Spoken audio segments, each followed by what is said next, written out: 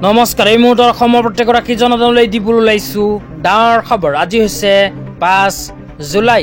আজি অসমৰ লাখ লাখ দুখীয়াসকললৈ কেইখনমান চৰকাৰী আঁচনিলৈ দিবলৈ ওলাইছোঁ ডাঙৰ খবৰ। তো যিসকল মানুহে ভিডিঅ'টোত ক্লিক কৰিছে, অনুগ্ৰহ কৰি ভিডিঅ'টো স্কিপ নকৰি প্ৰথমৰ পৰা শেষলৈ চাই থাকিব, কিয়নো এইটো ভিডিঅ'ৰ মাজত মহিলাসকলৰ পৰা আৰম্ভ কৰি কৃষকসকললৈ কেইখনমান গুৰুত্বপূৰ্ণ খবৰ প্ৰদান কৰিম। অনুগ্ৰহ কৰি ভিডিঅ'টোত ক্লিক কৰিছে যদি ভিডিঅ'টো স্কিপ নকৰি প্ৰথমৰ পৰা শেষলৈ চাই থাকিব। লগতে মোৰ চেনেলত নতুন হ'লে প্লিজ চেনেলটো ছাবস্ক্ৰাইব কৰি মোৰ লগত থাকিব। তো বলক ভিডিঅ'টো আৰম্ভ কৰি আজি প্ৰথমটো গুৰুত্বপূৰ্ণ খবৰৰ বিষয়ে বিস্তাৰিত জানি লওঁ। তো আপোনালোকে মোবাইল স্ক্ৰীনত চাব পাৰিছে, অসমৰ মাননীয় মুখ্যমন্ত্ৰী ডাঙৰীয়াই কেইদিনমান আগত এনেকৈ এখন আপডেট প্ৰদান কৰিছে। ইয়াতে লিখা আছে, বিভিন্ন কল্যাণমূলক আঁচনি ৰূপায়ণ আৰু নতুন আঁচনি আৰম্ভণিৰ পৰ্যালোচনা কৰিবলৈ আজি কাৰ্যালয়ত বহুকেইখন মুখ্য সিদ্ধান্ত গ্ৰহণ কৰে অসম চৰকাৰে। 1 নম্বৰ সিদ্ধান্তটো হ'ল অৰুণোদয় 3.0 সংস্কৰণত মুঠ 37 লাখ হিতাধিকাৰী সংযোগ কৰা হ'ব। কোনো যোগ্য হিতাধিকাৰী বাদ নপৰাটো নিশ্চিত কৰিবলৈ এক কঠোৰ প্ৰমাণীকৰণ প্ৰক্ৰিয়া চলি আছে।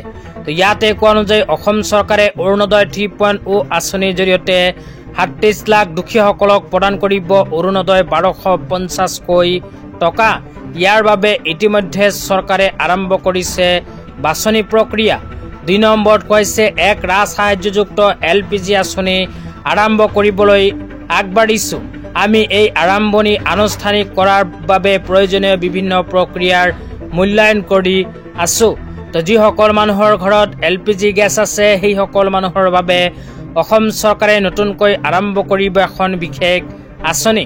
তো LPG গেছ থকাসকলৰ বাবে ৰাজসাহায্য প্ৰদানৰ এখন আঁচনি নতুনকৈ ঘোষণা কৰিব। 3 নম্বৰত কৈছে, এটি কলি দুটি পাত আঁচনিৰ অধীনত 6 লাখৰো অধিক চাহ বাগিচা শ্ৰমিকে এককালীন অনুদান 5,000কৈ টকা লাভ কৰিব। আঁচনিখনৰ প্ৰপত্ৰ বিতৰণ সোনকালেই আৰম্ভ কৰিব। 3 নম্বৰত কোৱা অনুযায়ী অসম চৰকাৰে চাহ বাগিচা শ্ৰমিকসকলৰ বাবে এটি কলি দুটি পাত আঁচনি আৰম্ভ কৰিছে। এইখন আঁচনিৰ জৰিয়তে 6 লাখৰো অধিক শ্ৰমিকে নিজৰ বেংক একাউণ্টত লাভ কৰিব 5,000কৈ টকা। তাৰপিছত 4 নম্বৰত কৈছে, স্নাতকসকলৰ বাবে আমাৰ বিশেষ সমৰ্থন আঁচনি জীৱন প্ৰেৰণা আঁচনি আৰম্ভ কৰাৰ প্ৰক্ৰিয়া পৰ্যালোচনা কৰা হয়। আবেদন কৰিবলৈ এটা পৰ্টেলো সাজু কৰা হৈছে। তো 4 নম্বৰত কোৱা অনুযায়ী অসম চৰকাৰে শিক্ষাৰ্থীসকলৰ বাবে আৰম্ভ কৰিছে জীৱন প্ৰেৰণা আঁচনি। এইখন আঁচনিৰ জৰিয়তে শিক্ষাৰ্থীসকলক 40,000কৈ টকা নিজৰ নিজৰ বেংক একাউণ্টত প্ৰদান কৰিব। তো যিসকল শিক্ষাৰ্থীয়ে স্নাতকত পঢ়ি আছে, সেইসকল শিক্ষাৰ্থীয়ে এইখন আঁচনিত কৰিব পাৰিব আবেদন।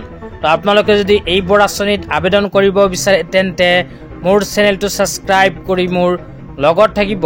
তো যেতিয়াই আবেদন আৰম্ভ হ'ব, লগে লগে নতুনকৈ ভিডিঅ' বনাই আপোনালোকক জনাই দিম। তো এতিয়া আপোনালোকক দিবলৈ ওলাইছোঁ আজি দ্বিতীয়টো খুবেই গুৰুত্বপূৰ্ণ খবৰ।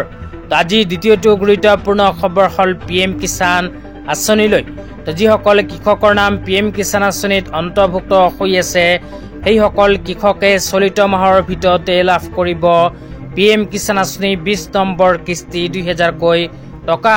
কিন্তু এইবোৰ কাম যিসকল কৃষকে কৰা নাই, সেইসকল কৃষকে PM কিষাণ আঁচনি 20 নম্বৰ কিস্তি 2,000কৈ টকা নাপাব। তো কি কাম সবিস্তাৰে জানিব বিচাৰিলে অনুগ্ৰহ কৰি ভিডিঅ'টো স্কিপ নকৰি প্ৰথমৰ পৰা শেষলৈ চাই থাকিব। লগতে মোৰ চেনেলত নতুন হ'লে প্লিজ চেনেলটো ছাবস্ক্ৰাইব কৰি মোৰ লগত থাকিব। তো 1 নম্বৰ কামটো হ'ল বেংক একাউণ্টৰ লগত আধাৰ কাৰ্ড লিংক। 2 নম্বৰ কামটো হ'ল PM কিষাণ আঁচনিৰ EKYC। 3 নম্বৰ কামটো হ'ল PM কিষাণ আঁচনিৰ লেণ্ড চিডিং।